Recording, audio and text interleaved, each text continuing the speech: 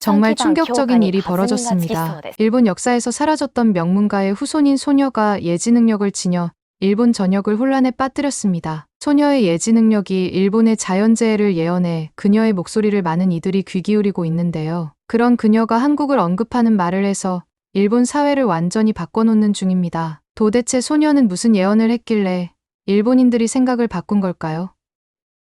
그럼 오늘의 사연 시작하겠습니다. 안녕하세요. 제 이름은 이누즈카 렌지이고 저는 일본 국가안전위원회 자연재해 데이터 분석과로 근무했습니다. 매일 아침 저는 유리벽으로 둘러싸인 우리 사무실 건물 5층으로 엘리베이터를 타고 올라갔습니다. 창밖으로 해가 뜰 때 반짝이는 고층 빌딩들, 새로운 구조물을 들어 올리는 크레인, 그리고 바쁘게 움직이는 곤충처럼 도로 위를 기어가는 작은 자동차들이 한눈에 들어왔습니다. 저는 김이 모락모락 나는 커피 한 잔을 들고 서늘한 공기 속에서 커피 향이 코끝을 찌르는 듯한 기분으로 또 한 번의 평범한 하루를 준비했습니다. 그런데 그 월요일 아침, 제가 노트북을 중앙 콘솔에 연결하는 순간부터 뭔가 심상치 않다는 느낌이 들었습니다. 난카이 해구를 따라 지진 활동을 추적하는 대형 스크린의 빨간 선들이 펄떡이며 심하게 흔들리고 있었습니다. 보통 센서들은 부드럽고 예측 가능한 파형을 보여주는데 지금은 마치 땅 자체가 초조함에 떨듯 격렬한 스파이크를 내고 있었습니다. 제 심장은 덜컥 내려앉았습니다. 저는 책상 위를 살짝 두드리며 손가락을 움직였습니다. 사토무라 이사님, 저는 유리벽 사무실 문을 밀고 들어서며 말씀드렸습니다. 이 판독값을 한번 확인해 보시는 게 좋겠습니다. 이사님은 안경 너머로 서류만 잠깐 살펴보시고는 무심하게 고개를 떨구셨습니다. 그 뒤로 작은 분재가 벽에 부드러운 그림자를 들이우고 있었습니다. 이사님께서는 손짓으로 가볍게 신호하셨습니다. 렌지,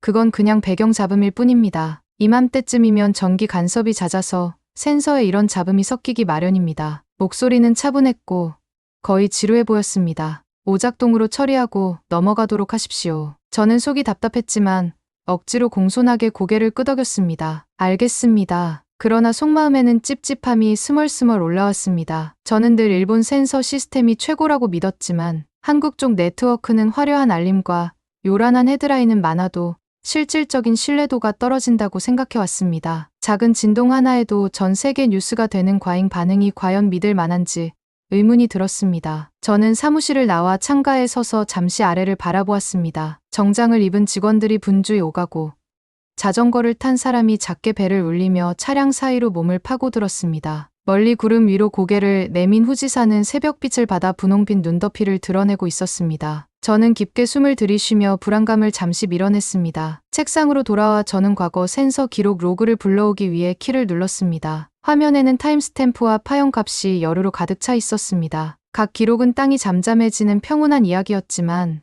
오늘의 기록만은 마치 해저가 거칠게 호흡하는 듯 분주해 보였습니다. 저는 전력선과 열차 간섭을 제거하는 필터를 돌렸지만 스파이크는 여전했습니다. 저는 결과를 바라보며 눈을 깜빡였습니다. 저는 화면에 더 가까이 다가가 제 모습을 바라보았습니다. 눈썹 사이에 깊은 주름이 잡힌 채 좁아진 눈빛이 스크린 속에 비쳤습니다. 정말 잡음일까요? 아니면 중요한 무엇인가를 놓치고 있는 걸까요? 고민했습니다. 손가락은 한국 측 담당자에게 최신 판독값을 긴급히 요청하는 메시지를 타이핑하려고 망설이고 있었습니다. 하지만 자존심이 저를 붙잡고 있었습니다. 왜 도움을 청해야 하나요? 그 순간 사무실 조명이 잠깐 깜빡였고 발밑에서 미세한 진동이 느껴졌습니다. 자연은 우리의 허락이나 변명을 기다려주지 않는다는 것을 온몸으로 상기시키는 경고였습니다. 제 커피 잔이 탁자 위에서 살짝 떨렸고 넘친 커피 한 방울이 센서 매뉴얼 위로 튀어 어두운 얼룩을 남겼습니다. 마치 경고 표식처럼 번져나갔습니다. 저는 허리를 펴고 심호흡을 했습니다. 오늘은 결코 평범한 하루가 아닐 것 같았습니다. 저는 눈을 감고 제 자신이 누구인지 무엇을 훈련받아 왔는지 되새겼습니다. 그리고 눈을 뜨며 초안 메시지에 짧은 한 줄을 입력했습니다. 한국 지진 관측망 확인 요청 긴급합니다. 커서는 깜빡이고 있었습니다. 저는 이 메시지가 모든 것을 바꿀 수 있다는 것을 속으로 알고 있었습니다. 제가 그날 저녁 사무실을 나섰을 때 도시의 불빛이 마치 고층 빌딩 유리창 속에 담긴 셀 수 없이 작은 별들처럼 반짝이고 있었습니다. 하루 종일 서 있느라 발이 아팠지만 마음은 너무 바쁘게 돌아가서 피곤함을 느낄 틈이 없었습니다. 저는 노트북 가방을 꼭 쥐고 서둘러 전철에 올라탔습니다. 금속으로 된 객차는 부드럽게 흔들리고 있었습니다. 주변 사람들의 얼굴은 휴대폰 화면, 불빛에 환하게 비춰졌습니다. 다음 칸에서 어린아이의 웃음소리가 울려 퍼졌습니다. 전철이 터널을 통과할 때 저는 눈을 감고 그 센서 이상 파형을 머릿속에서 계속 재생했습니다. 집에 돌아오자 나무로 된 문이 삐걱거리며 열렸습니다. 문을 밀고 들어서니 다다미와 할머니가 두셨던 라벤더 사쉐 향이 섞여 있었습니다. 제 작은 아파트는 따뜻하고 안전하게 느껴졌습니다. 사무실의 차가운 경고등과는 완전히 달랐습니다. 저는 현관 옆에 가방을 내려놓고 신발을 벗었습니다. 제 고양이 모모가 꼬리를 높이 세우고 다가와 부드럽게 야옹했습니다. 저는 모모를 안아 올리자 그녀의 털 무게가 가슴에 안정감을 주었습니다. 모모의 고동치는 듯한 목소리가 작은 엔진처럼 제 팔에 진동을 전했습니다. 모모를 소파 위에 내려놓고 작은 스탠드를 켰습니다. 은은한 불빛이 할아버지가 모으신 예책들로 가득 찬 책장을 비추었습니다. 저는 그동안 그 책들에 별로 관심을 두지 않았습니다. 어릴 때 돌아가신 할아버지의 책 상자들은 구석에 쌓여 먼지만 쌓이고 있었기 때문입니다. 그런데 오늘 밤은 뭔가가 저를 더 자세히 들여다보게 했습니다. 저는 무릎을 꿇고 희미하게 빛바랜 가죽 가방을 꺼냈습니다. 가장자리가 갈라지고 끈은 달아 있었습니다. 가방을 열어보니 얇은 공책이 새끼줄로 묶여 있었습니다. 심장이 두근거리며 저는 매듭을 풀었습니다. 표지에는 제가 알아볼 수 있는 글자가 찍혀 있었습니다. 쏨반요이는 마스모토 유이치, 바로 제 할아버지 이름이었습니다. 저는 공책을 펼쳤습니다. 종이는 누렇게 바래고 딱딱했습니다. 잉크가 너무 세게 눌러 써진 부분에서는 번져 있었습니다. 첫 장에는 해안가에서 조사하신 지진 기록들이 조심스러운 필체로 적혀 있었습니다. 날짜와 규모, 어린 시절 들었던 옛 전설까지 꼼꼼히 쓰여 있었습니다. 마을 사람들이 폐허를 딛고 다시 일어서는 희망에 대해서도 기록되어 있었습니다. 중간쯤 지나자 저는 다른 것을 발견했습니다. 작은 종이책 갈피가 꽂힌 페이지였습니다. 저는 그쪽을 펼치고 얼어붙었습니다. 굵고 고르지 않은 필체로 세 글자가 쓰여 있었습니다. 진심으로 사죄하라. 혀가 무거운 듯 느껴졌습니다. 저는 그 문장을 가만히 바라보다가 손끝으로 한글 자음 하나하나를 따라 짚어보았습니다. 할아버지가 한국어를 배우셨다는 사실을 깨달았습니다. 하지만 왜 그랬을까요? 왜 일본어가 아니라 한국어로 경고를 남기셨을까요? 등골이 서늘해졌습니다. 제 생각은 바로 사토무라 이사님이 한국 센서를 과소평가하셨던 순간으로 돌아갔습니다. 저는 속으로 그들의 기술이 과장됐다고 웃었었는데 지금 생각하니 어리석게 느껴졌습니다. 할아버지는 제가 모르는 무언가를 알고 계셨던 걸까요? 그분의 경고가 단순한 미신이 아니라 오랜 연구의 결과라면 어떡할까요? 저는 공책을 덮어 가슴에 꼭 안았습니다. 세 글자 잉크가 살아있는 듯 맥동하는 것 같았습니다. 창밖에서 천둥 소리가 멀리서부터 울려 퍼졌습니다. 빗방울이 창문을 두드리기 시작했고 조명이 잠시 깜빡거렸습니다. 저는 공책을 꼭 쥐었습니다. 모모가 옆에서 귀를 바짝 세우고 초록빛 눈동자를 크게 떴습니다. 빗방울보다 더 빠르게 머릿속에는 질문이 가득했습니다. 할아버지는 한국의 지식을 존중해 위험을 예견하셨던 걸까요? 아니면 오직 제가 지금 밝혀야 할 가족만의 비밀이었던 걸까요? 떨리는 손으로 저는 다시 한번 사토무라 이사님께 보낼 메시지를 폰에 타이핑했습니다. 이사님, 오래된 기록 데이터를 추가로 확인했습니다. 우리 판독값과 한국 경고망 사이 연관성이 있어 보입니다. 재검토가 필요합니다. 전송 버튼 위에서 저는 한참 멈췄습니다. 자존심과 두려움이 싸우고 있었습니다. 진심으로 사죄하라, 그 세 글자가 계속 저를 따라다녔습니다. 가슴이 답답해졌습니다. 행동하지 않으면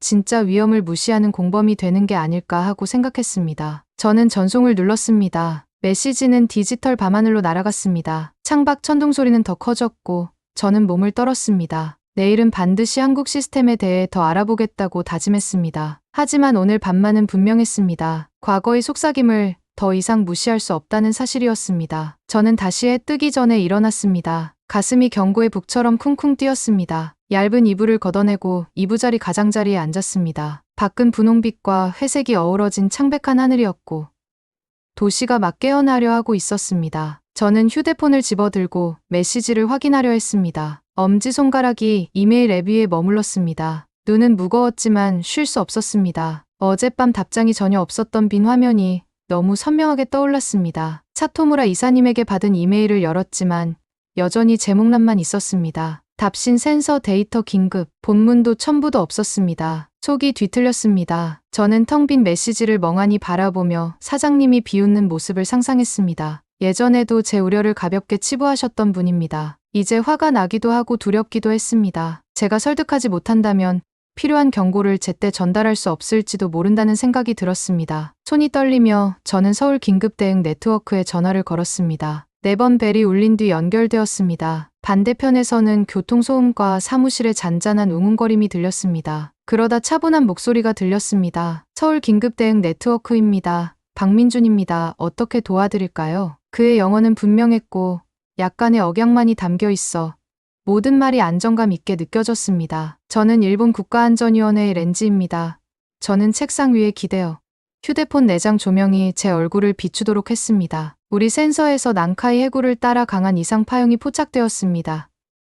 지금 바로 판독값이 필요합니다. 조용한 방에서 제 목소리가 너무 크게 울리는 것 같았습니다. 저는 숨을 삼키고 덧붙였습니다. 이른 시간에 죄송합니다. 잠시 침묵이 흘렀습니다. 저는 밝은 조명이 비치는 사무실에 앉아 있을 박민준 씨를 떠올렸습니다. 렌지 씨 먼저 진동이 4시 15분에 감지되었습니다. 그가 말했습니다. 실시간 데이터 피드를 시스템으로 전송 중입니다. 받으시면 확인 부탁드립니다. 제가 노트북 화면을 보자 코드와 그래프가 하나둘 나타나더니 줄줄이 흐르기 시작했습니다. 곡선은 점점 더 거칠어졌고 동쪽으로 움직이는 파형이 분명하게 보였습니다. 해안의 위협이 될 만큼 강력했습니다. 받았습니다. 저는 숨을 내쉬었습니다. 알지 못했던 숨을 쉬고 있었습니다. 제 손가락은 키보드를 가볍게 날아다니며 두 데이터를 합쳤습니다. 저는 새로운 경보 메시지를 사토무라 이사님께 작성하고 박민준님을 참조에 넣었습니다. 합동 해일 경보 필요 규모 추정 7.5 해안 지역 즉시 대피 바랍니다. 전송 버튼을 누른 순간 첫 번째 진동이 왔습니다. 제 아파트가 흔들리며 선반 위 찻잔이 덜컹거렸습니다. 처음에는 미약하던 바닥 진동이 점차 강해져 거인이 느린 걸음을 옮기는 듯했습니다. 저는 몸의 균형을 잡으려고 낮은 탁자 모서리를 움켜쥐었습니다. 책들이 선반에서 미끄러져 나와 벽에 부딪히며 뚝뚝 소리를 냈습니다. 박민준 씨 진동이 시작되었습니다. 저는 휴대폰에 대고 소리쳤습니다. 바닥이 흔들리는 것을 지지하며 사이렌을 가동해 주십시오. 알겠습니다. 그가 대답했습니다. 모든 지역에 경보를 발령합니다. 조심하십시오. 진동은 더욱 거세졌습니다. 건물의 모든 기둥이 흔들렸습니다. 천장에서 먼지가 흩날려 구름처럼 퍼졌습니다. 저는 비상 콘솔로 달려갔습니다. 대형 스크린에는 빨간 파형이 거칠게 춤추고 있었습니다. 저는 떨리는 손으로 국가 경보 버튼을 눌렀습니다. 사이렌이 스피커를 통해 울려 퍼지며 복도를 진동시켰습니다. 아파트 문 밖에서 동료들이 소리쳤습니다. 얼굴은 창백했지만 결의에 차 있었습니다. 조명이 깜빡였지만 유지되었습니다. 저는 목소리를 높였습니다. 계속 이동하십시오. 높은 지대로 안내하십시오. 모든 출구를 이용하십시오. 아래 거리에서는 젖은 자동차 경적이 울렸고 사이렌 소리와 섞였습니다. 혼란 속에서 저는 할아버지 공책이 책상에서 떨어지는 것을 보았습니다. 펼쳐진 공책에는 한국어 글자가 보였습니다. 진심으로 사죄하라. 저는 숨이 멎을 듯 가슴이 조여왔습니다. 허리를 숙여 공책을 집어들며 한글 음절을 하나하나 짚어보았습니다. 다시 진동이 왔습니다. 이번에는 바닥이 파도처럼 출렁였습니다. 저는 책상 밑으로 몸을 집어넣고 팔로 머리를 지탱했습니다. 복도에서 유리가 산산이 부서지며 벽에 불빛 조각이 튀었습니다. 숨을 참느라 폐가 아팠지만 침착을 유지하려고 애썼습니다. 진동이 잦아들자 저는 어지럼을 이겨내며 기어 나왔습니다. 휴대폰을 집어들고 현장팀에 연락했습니다. 상황 보고 부탁드립니다. 인명피해가 있습니까? 정적이 흘렀습니다. 저는 명령을 내렸습니다. 도로를 막아주십시오. 해변을 비우게 해주십시오. 한국구조부대와 협력해 주십시오. 각각의 지침이 저를 단단히 붙들어주는 실처럼 느껴졌습니다. 밖에서는 바닥이 다시 흔들렸지만 우리는 우리의 임무를 다했습니다. 진동이 마침내 잦아들자 불안한 정적이 찾아왔습니다. 저는 땀으로 끈적해진 손으로 먼지와 두려움이 섞인 공기를 느꼈습니다. 책과 문서들 사이에 서서 심장이 점차 평온을 되찾았습니다. 저는 공책을 바라보며 속삭였습니다. 들었습니다. 할아버지, 우리는 행동했습니다. 이것으로 충분하길 바랍니다. 저는 지진이 마침내 잦아든 후 속이 허전하게 아팠습니다. 귀에는 아직 사이렌 소리가 맴돌고 공기 중 먼지 때문에 숨쉬기가 어려웠습니다. 저는 이마에 땀을 닦으며 제 주위에 모인 동료들을 살폈습니다. 모두 얼굴이 창백했고 충격과 피로가 가득했습니다. 다들 괜찮으신가요? 저는 무거운 침묵 속에서 목소리를 높여 물었습니다. 발소리가 살짝 움직이고 고개를 끄덕이며 대답해 주었습니다. 팀원인 사토가 조심스럽게 손가락을 움직이며 양손을 들어 보였습니다. 뼈는 이상 없습니다. 사토가 약하게 엄지를 들어 보이며 말했습니다. 저는 깊게 숨을 들이쉬고 휴대폰을 확인했습니다. 서울의 박민주님이 메시지를 보내주셨습니다. 쓰나미 파고 20분 뒤 예상 파고 3m입니다. 3m. 제 심장은 다시 뛰었습니다. 두 어른 키만 한 파도가 해안으로 밀려와 차와 집을 삼키는 장면이 떠올랐습니다. 저는 비상용 조끼를 집어들고 셔츠 위에 걸쳤습니다. 선명한 주황색 천은 뻣뻣했지만 저에게 용기를 주는 느낌이었습니다. 잘 들어주세요. 저는 소리쳤습니다. 첫 번째 파도가 도착하기까지 20분 남았습니다. 지금 당장 해안 지역을 모두 대피시켜야 합니다. 높은 지대로 이동해주세요. 우리는 작은 팀으로 나뉘어 움직였습니다. 저는 미네오와 타나카와 함께 세 층 계단을 뛰어 내려갔습니다. 계단을 밟는 소리가 북소리처럼 울렸습니다. 1층 로비 출입문은 진동으로 부러지고 휘어져 있었습니다. 밖에는 가로등이 축 늘어지듯 흔들리고 작은 콘크리트 조각들이 도로 위에 흩어져 있었습니다. 우리는 해안 순찰대 파출소로 달려갔습니다. 자원봉사자들과 경찰이 모여 있었습니다. 하늘은 연한 파란색의 구름이 흘렀지만 수평선 너머 바다는 이미 사납게 보였습니다. 파도가 방파제를 덮치며 하얀 물보라를 높이 뿜고 있었습니다. 한 경찰관이 메가폰을 들고 있었습니다. 대피하세요. 언덕 위로 이동하세요. 기다리지 마세요. 그의 목소리는 단호하면서도 다정했습니다. 어린 자녀를 데린 가족들이 서로 손을 꼭 잡고 지나갔습니다. 저는 울고 있는 아이 곁에 무릎을 꿇었습니다. 아이는 두려움에 눈이 동그랗게 커져 있었습니다. 무서워하지 마세요. 저는 부드럽게 아이의 손을 잡으며 말했습니다. 안전한 곳으로 안내해 드리겠습니다. 저쪽 큰 도로 보이시죠?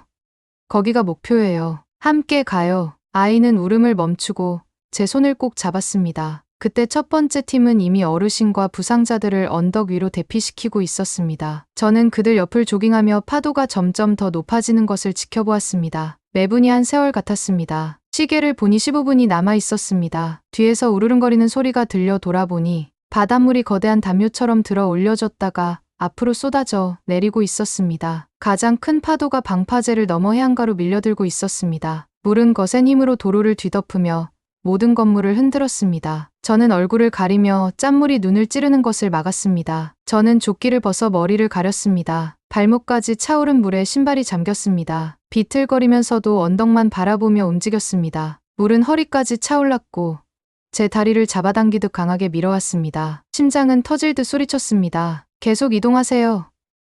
저는 대피하는 사람들에게 소리쳤습니다. 우리는 느린 강물처럼 물살과 맞서며 움직였습니다. 제 팔을 누군가가 잡았습니다. 다나카였습니다. 얼굴은 창백했지만 굳은 결의가 느껴졌습니다. 그는 사다리가 펼쳐진 소방차를 가리켰습니다. 자원봉사자들이 사람들을 버킷에 올려주고 있었습니다. 저는 그쪽으로 달려가 줄을 섰습니다. 차례가 금방 왔습니다. 저는 사다리를 세 걸음씩 올라갔습니다. 아래에서 물이 소용돌이쳤습니다. 꼭대기에 도착하자 한국 구조대원들이 제 손을 잡아 트럭 버킷 안으로 들어올려 주었습니다. 박민주 님도 그곳에 계셨습니다. 그는 차분한 눈빛으로 한 사람 한 사람을 안내하고 있었습니다. 그분은 제가 버킷 안에 오르자 고개를 끄덕이며 말했습니다. 오셨습니다. 그의 목소리는 낮았지만 제 가슴에 전해지는 안도감이 있었습니다. 저는 버킷 안에 앉아 머리에서 떨어지는 찬물을 털며 숨을 골랐습니다. 트럭은 천천히 언덕 위로 올라갔습니다. 걱정스러운 시민과 지친 직원들을 태우고 말입니다. 뒤를 돌아보니 도시 도로는 물에 잠겨 있었고 차량은 반쯤 잠긴 채 물결에 휘청거리고 있었습니다. 안전한 곳에 도착하자 저는 버킷에서 내려 마지막 가족을 도왔습니다. 그들의 안도는 환한 미소로 드러났고 아이는 저를 꽉 껴안았습니다. 눈가가 촉촉해졌지만 두려움이 아닌 안도감의 눈물이었습니다. 저는 박민주님을 바라보았습니다. 그리고 할아버지 공책 속 문장이 떠올랐습니다. 진심으로 사죄하라. 저는 깨달았습니다. 사죄는 단순한 말이 아니라 행동이라는 것을.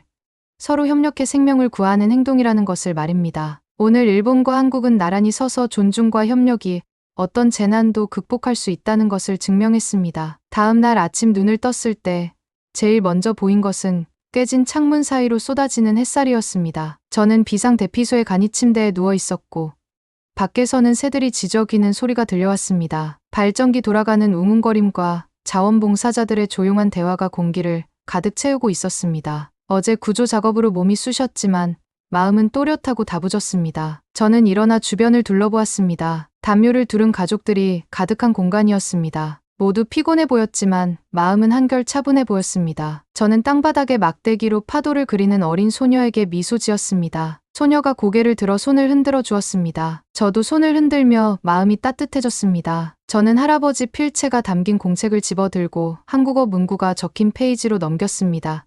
진심으로 사죄하라. 잉크가 번졌지만 글자는 여전히 선명했습니다. 저는 손끝으로 한 글자씩 따라 쓰듯 짚어보았습니다. 그 문구가 위기 순간 저를 이끌었음을 떠올렸습니다. 경고 그 이상의 부름이었고 존중과 행동에 대한 약속이었습니다. 저는 일어나 밖으로 나갔습니다. 공기는 상쾌했지만 젖은 흙냄새와 짠내가 섞여 있었습니다. 저는 트럭에서 구호 물자를 내리는 한국구조대원 무리 쪽으로 걸어갔습니다. 박민준 님도 자원봉사자들을 지휘하며 노란 조끼를 입고 있었습니다. 제가 다가가자 그분은 작게 고개를 끄덕여 주셨습니다. 좋은 아침입니다. 렌지 씨. 그분이 부드럽지만 단호한 목소리로 인사해 주셨습니다. 컨디션은 어떠신가요? 피곤하지만 준비됐습니다. 저는 대답하며 공책을 내밀었습니다. 도와주셔서 감사드립니다. 그리고 처음에 네트워크를 의심한 점 사과드립니다. 그분이 미소 지으며 제 어깨에 손을 얹어주셨습니다. 이제 우리는 파트너입니다. 서로에게서 배워갑시다. 그분을 따라 대형 텐트로 만든 임시 지휘본부로 향했습니다. 내부에는 지도들이 벽에 붙어 있었고 사람들이 노트북을 두드리고 있었습니다. 자원봉사자들이 음식과 물상자를 나르고 있었고 일부는 도로에서 잔해를 치우고 있었습니다. 분주하지만 질서정연한 모습이었습니다. 저는 소규모 기획회의에 참여했습니다. 한 한국인 과학자가 조수 기록 인쇄물을 한 묶음 건네주셨습니다. 이것이 우리 해수의 게이지 기록입니다. 이 기록을 지진 데이터와 결합하면 향후 경보를 더 개선할 수 있습니다. 저는 고개를 끄덕이며 가슴이 벅차 올랐습니다. 테이블 주변에 모인 한국 전문가와 일본 전문가들의 얼굴을 바라보다가 목소리를 가다듬었습니다. 발표할 말씀이 있습니다. 사람들이 모두 저를 바라보았습니다. 손바닥이 땀으로 축축해졌지만 할아버지의 말씀이 떠올랐습니다. 저는 천천히 또렷하게 말했습니다. 어제 저희 센서가 비정상적인 활동을 감지했습니다. 저는 처음에 한국 시스템을 의심했습니다.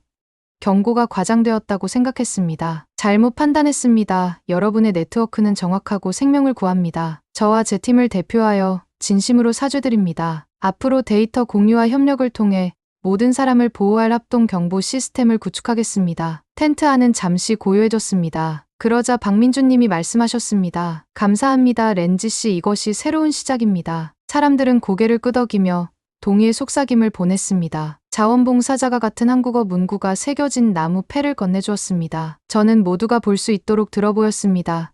진심으로 사죄합니다. 입으로 소리내 읽을 때 목이 먹먹해졌습니다. 진심으로 사죄합니다. 밖으로 나가자 해가 더 높이 떠 땅을 따뜻하게 비췄습니다. 자원봉사자들은 조용히 박수를 치며 격려해 주었습니다. 저는 안도가 아닌 희망의 눈물이 눈가를 적시는 것을 느꼈습니다. 회의가 끝난 뒤 저는 물이 빠진 도로 가장자리로 걸어갔습니다. 일본 아이들과 한국 아이들이 함께 모래와 돌로 작은 제방을 쌓으며 놀고 있었습니다. 그들의 웃음은 음악처럼 들렸습니다. 저는 무릎을 꿇고 또 하나의 돌을 두어 보태 주었습니다. 아이들은 저를 보며 웃었고 저도 웃었습니다. 일어서서 망가진 건물과 부서진 도로를 바라보았습니다. 앞으로 재건해야 할 길이 멀다는 것을 알았지만 양국 사람들이 하나의 목표로 함께 서 있는 모습을 보았습니다. 안전과 우정을 위해 말입니다. 저는 마지막으로 할아버지 공책을 펼쳤습니다. 그의 글 아래에 세 문구를 적었습니다. 함께라면 두려울 것이 없다. 그리고 공책을 덮고 떠오르는 태양을 향해 돌아섰습니다. 다음 일손을 돕기 위해 발걸음을 옮겼습니다. 저는 일주일 후 도쿄역 승강장에 서 있었습니다. 캐리어 바퀴가 반짝이는 바닥을 톡톡 두드리고 있었습니다. 밖에서는 벚꽃이 봄바람에 분홍빛 눈송이처럼 흩날리고 있었습니다. 가슴 한켠이 설렘과 긴장으로 두근거렸습니다. 새로운 장이 시작된다는 생각에 마음이 떨렸습니다. 휴대폰이 울렸습니다. 박민주 님이 메시지를 보내주셨습니다. 렌지 씨, 오늘 행운을 빕니다. 기억해 주세요. 우리는 파트너입니다. 저는 미소 지으며 휴대폰을 주머니에 넣었습니다. 역 반대편에는 검은 정장을 입은 출근길 사람들, 화사한 봄 스카프를 두른 여성들, 아이들 손을 잡은 가족들이 분주했습니다. 이곳의 일상은 변함없었지만 제 안은 완전히 달라졌습니다. 지난주 그 지진과 쓰나미 경보, 일본과 한국을 오가던 바쁜 시간들, 국가 경보 버튼을 누르던 순간까지 모든 것이 아련한 한편으로는 평생 잊지 못할 기억이 되었습니다. 물에 젖은 거리, 포효하던 파도, 두려움에 떨던 사람들.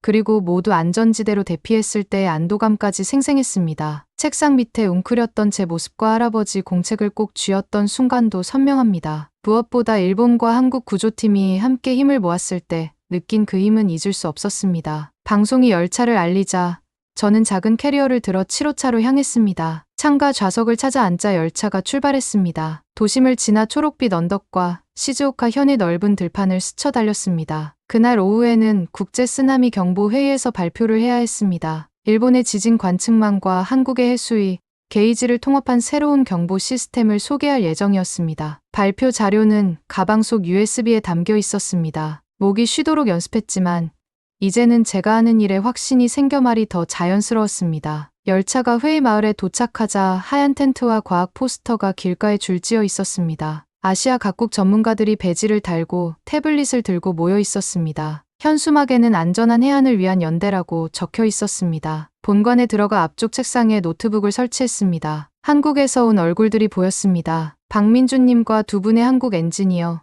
자원봉사자들이 손을 흔들며 엄지를 들어주셨습니다. 제 가슴이 벅차올랐습니다. 3시가 되자 사회자가 저를 소개했습니다. 일본 국가안전위원회의 이누즈카 렌지 씨를 모십니다. 박수가 울려 퍼졌습니다. 저는 깊이 숨을 들이쉬고 단상으로 걸어갔습니다. 가방 속에는 할아버지 공책을 소중히 넣어두었습니다. 발표를 시작했습니다. 안녕하세요. 일주일 전 일본과 한국은 함께 위기에 직면했습니다. 강진이 해안을 덮치고 쓰나미가 우리 집을 위협했습니다. 그 순간 의심은 사라지고 신뢰가 필요했습니다. 저는 자존심보다 협력이 생명을 구한다는 것을 배웠습니다. 지진 파형 지도, 해수위 그래프, 함께 일하는 구조팀 사진, 시스템 정확성을 증명하는 그래프를 차례로 보여주었습니다. 저는 간결하게 말했습니다. 이 시스템은 양국 국민에게 동시 경보를 보냅니다. 일본 센서가 진동을 감지하면 한국 데이터를 확인합니다.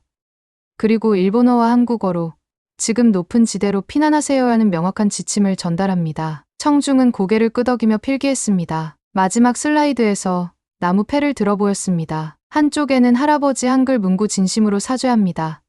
다른 쪽에는 일본어 꽁이 부무의 라이라고 새겨져 있었습니다. 말했습니다. 지난 의심을 사과하며 이 미래를 함께 걸어가겠습니다. 해안과 국민을 함께 지키겠습니다. 회의장은 잠시 고요하다가 벽이 흔들릴 듯한 박수로 가득 찼습니다. 무대 뒤에서 박민주님이 악수하며 말했습니다. 렌지 씨 해내셨습니다. 이건 단순한 시스템이 아닙니다. 약속입니다. 저녁에 호텔로 돌아오며 강변 벚꽃 길에 멈췄습니다. 꽃이 피 물 위를 춤추듯 흘러갔습니다. 저는 할아버지 공책을 꺼내 마지막 빈 페이지에 한 줄 적었습니다. 이제 우리는 하나입니다. 그리고 공책을 덮고 흐르는 꽃잎을 바라보았습니다. 두 나라가 함께 앞으로 나아가고 있음을, 더 강해지고 안전해지고 있음을 느꼈습니다. 그 순간 저는 이 여정이 이제 막 시작되었음을 알았습니다. 오늘 들려드린 이야기 어떻게 느껴지셨나요? 지진과 쓰나미 경보 앞에서 일본과 한국이 서로를 믿고 연대했기에 무너질 수도 있었던 위기를 함께 극복할 수 있었습니다. 렌지 씨가 할아버지의 경고를 가슴에 새기고 한국과 손을 맞잡은 것처럼 협력과 존중이야말로 진짜 힘임을 다시 한번 깨닫게 되었습니다. 여러분은 이번 이야기를 통해 어떤 교훈을 얻으셨나요? 댓글로 여러분의 생각을 공유해 주세요. 이 영상이 도움이 되셨다면 구독과 좋아요로 응원 부탁드립니다. 또 주변에 이 감동적인 한일 협력 스토리를 널리 퍼뜨려 주신다면 서로를 이해하고 지키는 힘을 키우는 데 큰 힘이 될 거예요. 오늘도 끝까지 시청해 주셔서 진심으로 감사드립니다.